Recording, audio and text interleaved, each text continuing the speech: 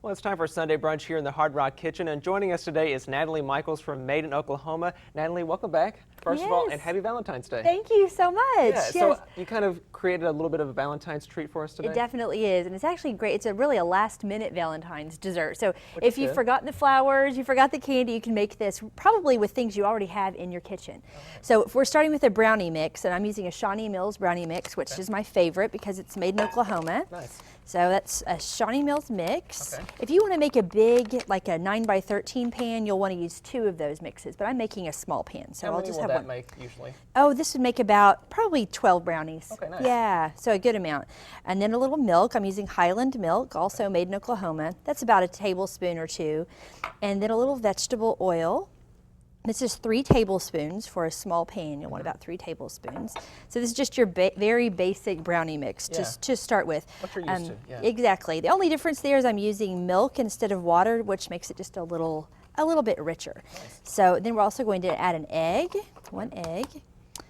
And then to make these brownies a little more special, I'm going to add some chocolate chips and dried cherries. Oh, nice. Okay. And yeah, I really like That's the a little different. It really is, and the dried cherries give it a really nice sweet flavor, plus just a little texture, which is nice, I think, in a brownie. Yeah. So then those chocolate chips, a mini chocolate chip is really better for these. Why is that? You know, you want texture, but you don't want too much texture. So Make it a little smoother. Exactly, it really does, and they melt just a little bit better too. Okay. So I'm using dried tart cherries, about a cup of cherries, and about a half a cup of miniature chocolate chips for this small size pan.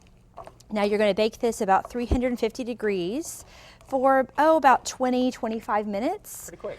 Really quick. And then once those come out, we're going to make a frosting that's really a fun and interesting frosting using marshmallow cream and buttercream. And so I'll show that to you. So this just bakes just like any normal brownie there. Yeah, just spread that out and then put that in the oven. Absolutely, yeah. Okay.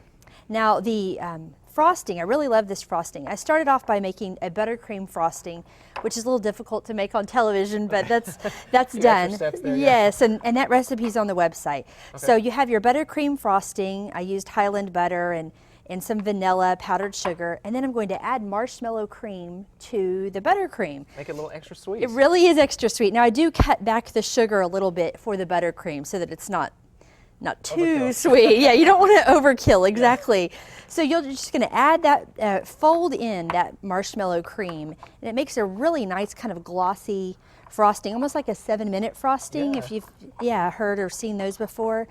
And yeah, I really do like this frosting. And then you're just going to spread that. Once the brownies have cooked and cooled, you'll spread this on each brownie. And then I like to put a little cherry on top since it's Valentine's Day. A little extra garnish there. Yes, Nice. yeah. So yeah, if you have time, if you can maybe ice some of the brownies for us? Sure, I sure will. Yeah, so we've got a little bit of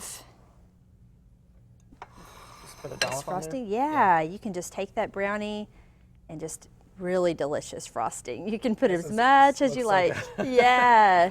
And then a cherry on top. You always want something sweet for Valentine's Day. I think you do. Yeah. I think you do. And this is one that, it's not an elaborate cake. It's not anything that you have to have any special pan or skills for. It's just very simple, but really, really delicious and makes a good impression. Awesome. Thank you so much, Natalie, for Thank joining us. We're going to try some of these brownies. I cannot wait until in a little bit.